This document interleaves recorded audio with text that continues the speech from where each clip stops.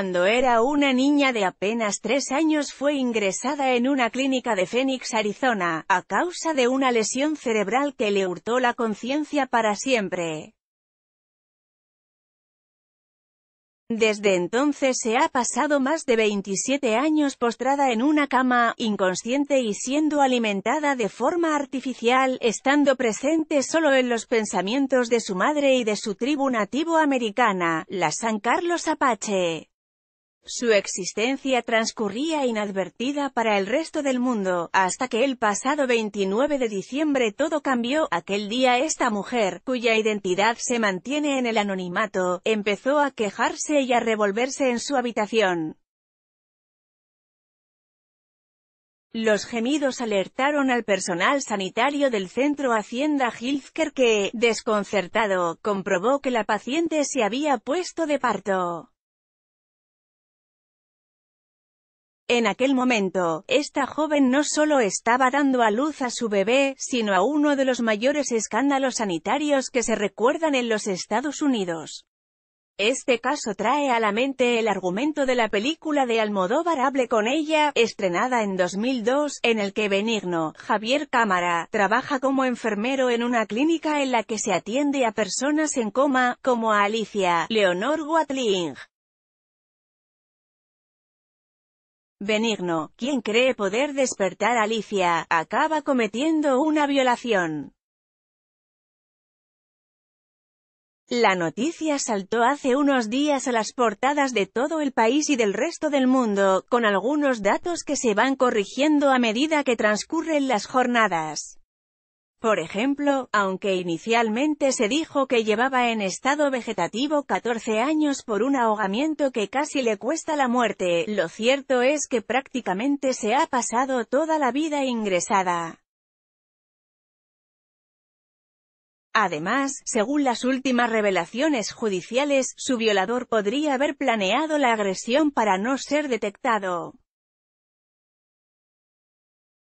De hecho, si no hubiera sido por el embarazo, quizás se habría salido con la suya y todavía hoy estaría siendo víctima de sus abusos. La historia de esta mujer empieza en 1989.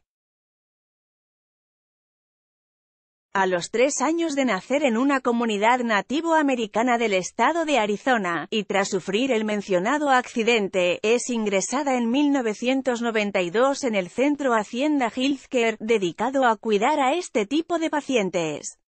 Allí transcurre su niñez, adolescencia y juventud, hasta que en 2009, al cumplir los 20 años, un juzgado otorga a su madre su tutela legal completa.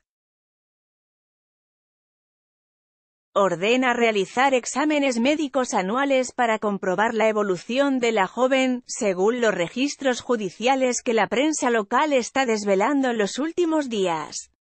Hacienda Healthcare. Estos informes médicos eran remitidos periódicamente al tribunal y a los trabajadores sociales para monitorizar su estado de salud. Mientras, su madre, que reside en la reserva indígena de San Carlos Apache, y a 215 kilómetros de Phoenix, la visitaba 2 veces al mes. Según consta en estos expedientes, ningún médico detectó nunca nada raro. Es más, el último análisis anual realizado a la víctima tuvo lugar el 16 de abril de 2018, es decir, 8 meses y medio antes de dar a luz el 29 de diciembre. El doctor responsable de aquel chequeo no hizo ninguna mención fuera de lo común y recomendó al personal de la clínica continuar con la atención actual. Que este informe se emitiera casi 9 meses antes del parto lleva a plantearse si el médico no se percató de que la paciente había sido forzada, o si los abusos tuvieron lugar justo después de esta revisión, lo que apuntaría a un cierto grado de planeamiento. A la espera de que la policía despeje estas incógnitas, lo que se da por seguro es que en las conclusiones de aquel último examen presentado ante el tribunal se indica que la joven pesa 50 kilos, que presenta una lesión cerebral, convulsiones, neumonía recurrente y que respira y se alimenta a través de mecanismos de intubación. incapaz de dar consentimiento. La situación de la mujer era la propia de una persona en estado vegetativo.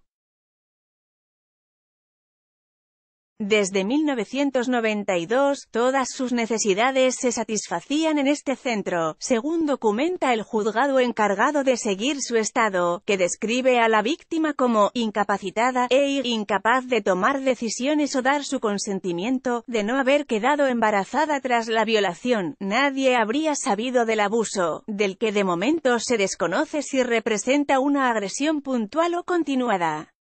La policía abrió una investigación tras conocer lo sucedido y este pasado martes logró la autorización judicial para recabar muestras de ADN de todos los trabajadores de la clínica, cuya responsabilidad también se ha puesto en cuestión al no haber detectado nadie, durante 9 meses, que la mujer estaba encinta.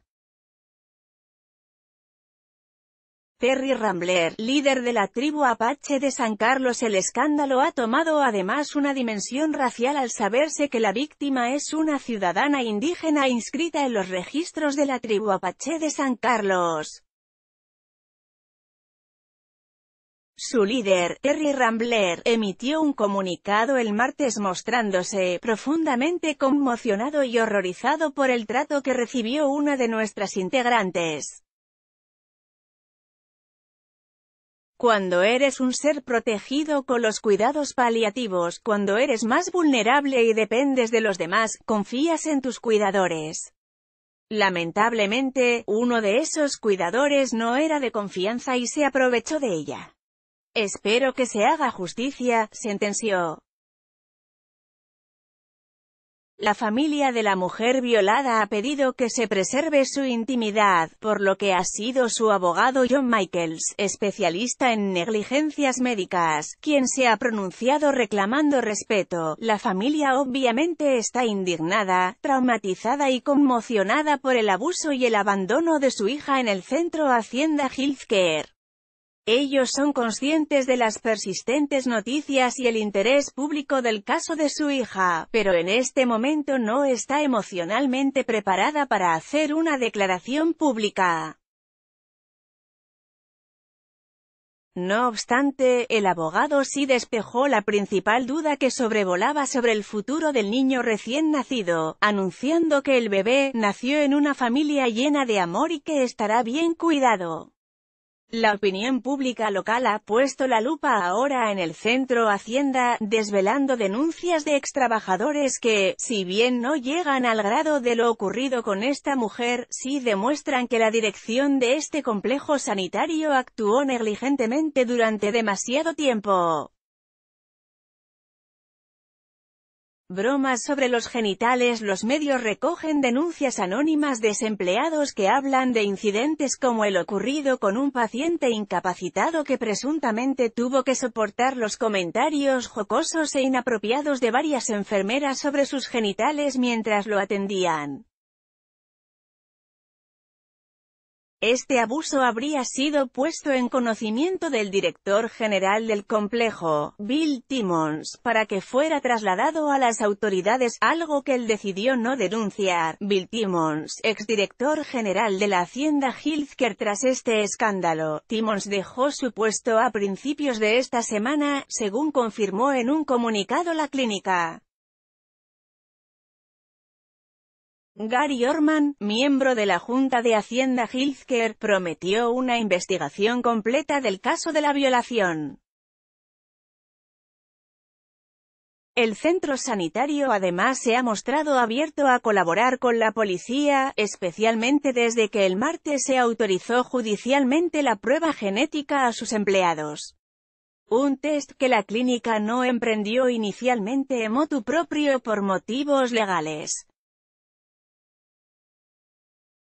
Habíamos consultado a nuestros abogados para determinar si sería legal obligar a nuestros trabajadores a someterse a pruebas de ADN para pruebas genéticas voluntarias. Nos dijeron que sería una violación de la ley federal, justificó la institución, que añade que continuará cooperando con la policía de Phoenix y todas las demás agencias de investigación para esclarecer esta situación profundamente perturbadora. Es cierto que el cuerpo policial de la capital de Arizona conoce bien esta clínica, aunque por motivos muy distintos. Cada Navidad, efectivos de la policía acuden a participar en una iniciativa llamada Eblu Santa, que consiste en llevar regalo a los pacientes más pequeños del centro. Eblu Santa en la hacienda Healthcare. El 83% de discapacitadas agredidas. Aunque no es fácil detectar este tipo de abusos por la incapacidad de la víctima de denunciar, existen publicaciones que sostienen que en los Estados Unidos las personas con discapacidad son agredidas sexualmente casi 3 veces más que el resto de la población.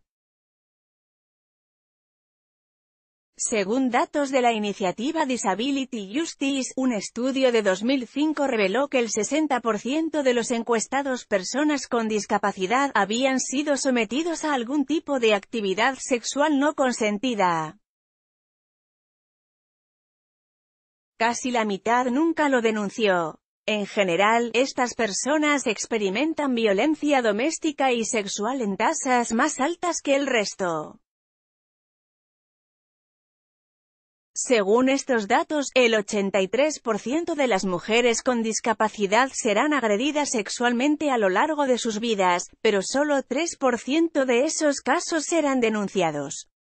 En general, todos los indicadores apuntan a que padecer algún tipo de inhabilidad incrementa las posibilidades de ser una víctima de abuso, una realidad que hasta ahora había quedado oculta en la era del movimiento Me Too. Justo cuando estas situaciones están acaparando la atención nacional, a esto se suma que el riesgo también se dispara para las mujeres indígenas. Estudios publicados por la cadena de radio pública NPR muestran que 1 de cada 3 mujeres nativoamericanas es agredida sexualmente durante su vida. Este tipo de asaltos sexuales a personas vulnerables no siempre terminan en un embarazo que delate al agresor, como ha ocurrido en Arizona. Y aunque esta circunstancia ayudará a atrapar al violador, puede poner en peligro la salud de la madre y del bebé, ya que los embarazos de personas en estado vegetativo conllevan riesgos médicos. El Dr. Arthur Kaplan, jefe de la División de Ética Médica de la Escuela de Medicina de la Universidad de Nueva York, explicó en 2015 a la publicación, dice que una persona en coma puede tener un bebé, aunque esto podría comprometer la salud del feto. Es posible llevar a término un embarazo, pero depende de qué tiempo tenga la criatura. Si tiene 28 semanas, es probable practicar una cesárea. Existen precedentes. En 2001, una mujer llamada Chastity Cooper, en Kentucky, entró en coma tras un accidente de tráfico. Los médicos detectaron que llevaba 2 semanas encinta, por lo que decidieron mantenerla en ese estado durante el coma. Finalmente tuvo un parto sin cesárea y el bebé nació sano. Violación para revertir el coma. Sin embargo, el caso más parecido al de Arizona ocurrió en 1996 en el estado de Nueva York. Otra mujer de 29 años, identificada solo como Kathy, quedó embarazada pese a llevar en coma 10 años.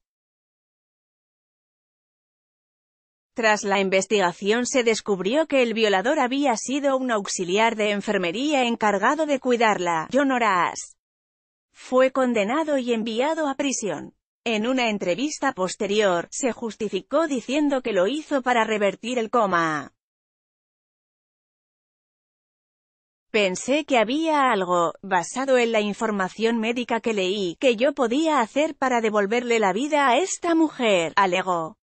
John Horace, condenado por violar en 1996 a Kathy en Nueva York. El caso de Kathy fue citado como el único caso conocido de alguien que se queda embarazada y da a luz en un estado de coma, hasta ahora. Según publicó el New York Times, Kathy murió aproximadamente un año después. El bebé fue criado por la madre de la víctima, quien también solicitó una legislación al estado de Nueva York que exigiera verificar los antecedentes de los auxiliares de enfermería de estas clínicas, entre otras medidas para evitar nuevos casos de abusos. Esa norma estatal, conocida como Ley de Cathy, entró en vigor en 1998. Arizona, en cualquier caso, queda muy lejos de Nueva York. El caso sigue abierto.